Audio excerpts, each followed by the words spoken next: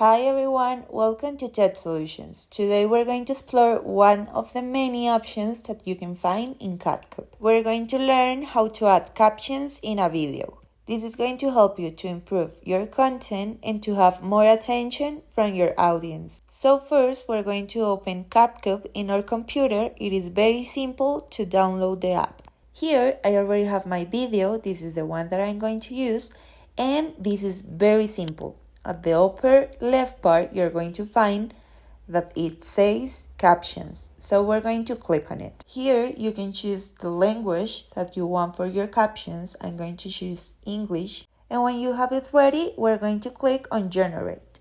It might take a few seconds or maybe a few minutes, so be patient.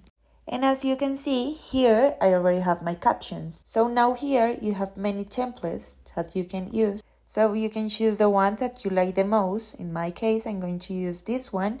And as you can see, it is ready. I hope you like this video. See you in the next one. Bye!